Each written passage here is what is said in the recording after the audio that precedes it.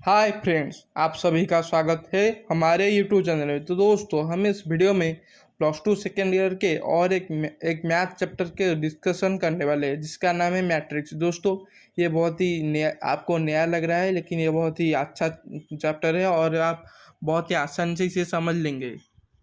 और हाँ, board exam में इससे 15 या 20 नंबर आता है यही चैप्टर से, मैट्रिक्स और डिटर्मिनेंट से। दोस्तों, आप मैथ में अच्छा नंबर करना चाहते हैं तो इस चैप्टर को अच्छे से पढ़ लेना है, क्योंकि इससे बहुत ही अच्छे अच्छे इजी सवाल आते हैं। तो चलिए बिना देरी के वीडियो को शुरू करते हैं। तो दोस्तों, पहले मैट्रिक्स का कुछ बेसिक फंडा जान लेते हैं तो चलिए जान लेते हैं। तो दोस्तों, मैट्रिक्स का डेफिनेशन ये है कि a rectangular array consisting of m number of row and n number of column of elements presence is called as matrices. तो एग्जांपल देख लो, 1 2 3 4 और उसके दोनों साइड में ब्रैकेट है। तो मैट्रिक्स का मतलब ये हुआ कि ए रेक्टेंगुलर एरिया है जो कि क्या करता है, एम नंबर ऑफ रो क्या, एम नंबर मतलब कि कुछ नंबर का, और एन नंबर ऑफ कॉलम भी कुछ नंबर का, उससे मिला ले तो बन गया हमारा मैट्रिक्स। तो दोस्तों, ये था मैट्रिक्स। और हम रो किसे कहते हैं, तो the number of horizontal lines are called row. मतलब जो लाइन हॉराइजॉन्टल में रहती है उसे हम रो कहते हैं, और जो लाइन वर्टिकली रहता है उसे हम कॉलम कहते हैं। तो दोस्तों, नीचे स्क्रीन पे है, आप इससे पता कर सकते हैं कि किससे रो कहते हैं और किससे कॉलम कहते हैं।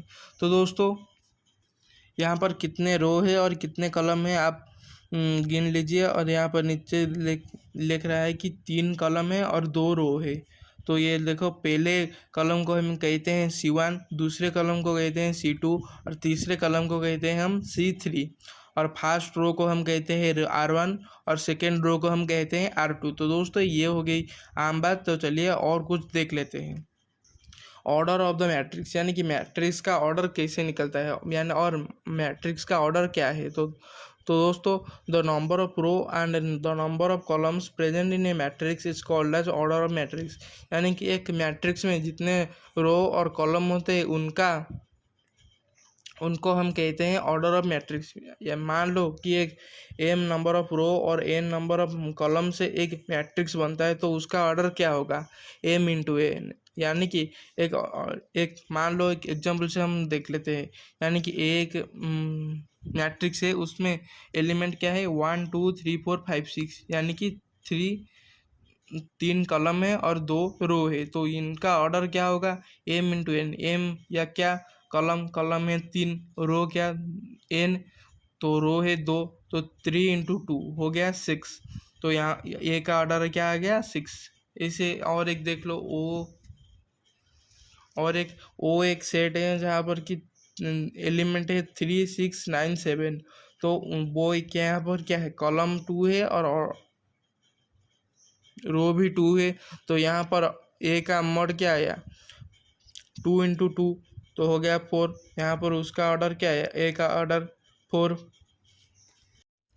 तो चलिए जनरल मैट्रिक्स पर चलते हैं। क्या यहाँ पर क्या है कि एक दिया गया है, मतलब आप मैट्रिक्स कैसे बनाते हैं। देखो, पहले एक मैट्रिक्स है जहाँ पर कि A11 A12 A13 A dot dot dot A1n, ऐसे बहुत सारे एलिमेंट बनता है। मान लो कि A11 क्या है, first row and first column. देखो, A11 क्या, रो का जो मैट्रिक्स है उसका फर्स्ट रो में है और फर्स्ट कॉलम में भी है। तो A21 कैसा, सेकेंड रो पे है और पहला कॉलम पे है। तो दोस्तों, ऐसे एक नंबर का क्वेश्चन आ जाता है, एक या 2 नंबर का क्वेश्चन एग्जाम में। तो दोस्तों, मान लो एक मैट्रिक्स है जहाँ पर कि ए है आई जे और उसका रो कॉलम क्या है, एम एन। तो आई क्या होगा, आई होगा आई नंबर ऑफ रो और जे होगा जे नंबर ऑफ कॉलम। यानी कि ये जो 1 1 1 2 1 3 आप देख रहे हो, इसे हम आई जे की तरफ देख लेते हैं। यानी कि 1 है आई और 1 2 है जे। A12 में A12 जो एलिमेंट है उसमें आई है 1 और जे है 2, यानी कि ए आई जे। इसे हम देख लेते हैं, जैसे कि, तो चलिए उसके अंदर एक क्वेश्चन है, देख लेते हैं। ये क्वेश्चन में ये है कि a matrix of 12 elements, what is the order of the matrix. यानी कि एक मैट्रिक्स है, उसमें 12 एलिमेंट है, लेकिन उसका ऑर्डर क्या क्या हो सकता है ये आपको तय करना है। तो चलिए 12 को भाग कर लेते हैं। तो इसका ये हुआ, 12 को 2 बटा करें तो 6 हुआ, 6 को 2 से डिवाइड करें तो 3 हुआ, 3 को 3 से डिवाइड करने से 1 हुआ। तो दोस्तों 12 को हम भाग कर ऐसे लिख सकते हैं 2 इंटू 6, 6 इंटू 2, 4 इंटू 3, उसे उल्टा दे तो 3 इंटू 4, 12 इंटू 1, 1 इंटू 12। ऐसे 6 तरीके से हम उससे 12 को लिख सकते हैं। तो दोस्तों ये हो गया ऑर्डर 12 का। अगर एक मैट्रिक्स में 12 एलिमेंट है तो उसका ऑर्डर ये सब हो सकता है।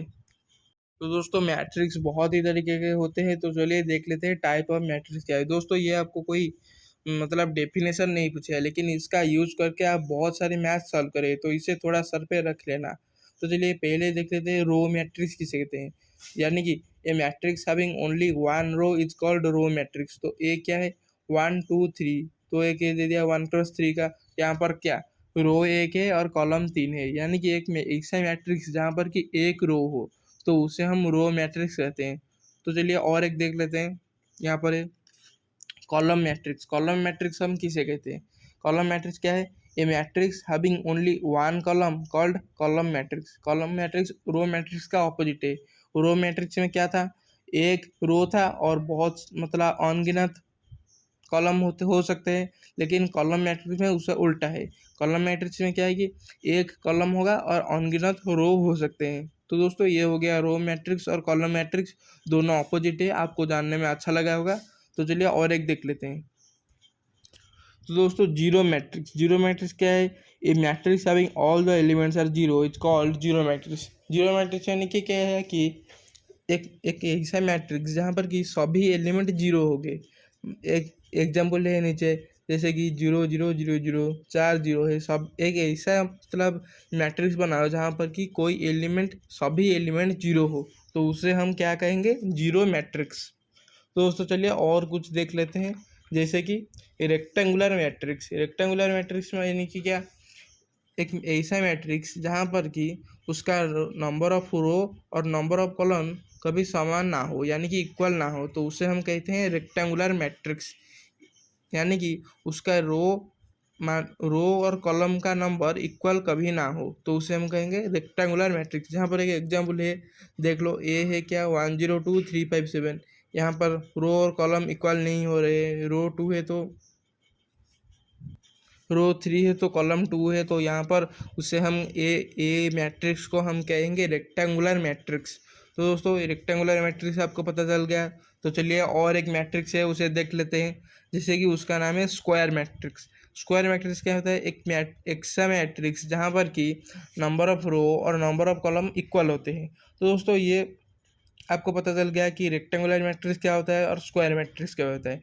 स्क्वायर मैट्रिक्स मतलब यह है कि नंबर ऑफ रो और नंबर ऑफ कॉलम इक्वल हो, तो उसे हम कहेंगे स्क्वायर मैट्रिक्स। स्क्वायर मैट्रिक्स दोस्तों 12 में 3x3 का और 2x2 का ही मैट्रिक्स आता है, आपको 4x4 +3 में मिलेगा। तो दोस्तों चलिए और एक कुछ समझ लेते हैं, जैसे कि देखो यहाँ पर ये एक मैट्रिक्स है जहाँ पर कि 3x3 का एलिमेंट्स है, जैसे कि A11 A12 A13 और A21 A22 A23 और A31 A32 और A33।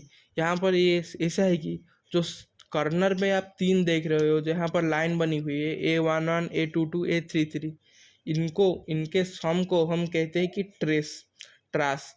ये क्या होता है, ट्रास को मतलब ये है कि, तो दोस्तों इसका ऐसा मतलब है कि इन तीनों को मिलाने से जो होता है उसे हम कहते हैं ट्रेस।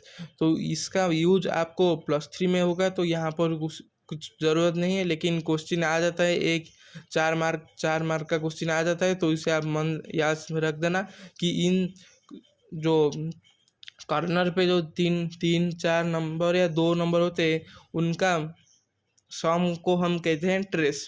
तो दोस्तों चलिए और कुछ जान लेते हैं।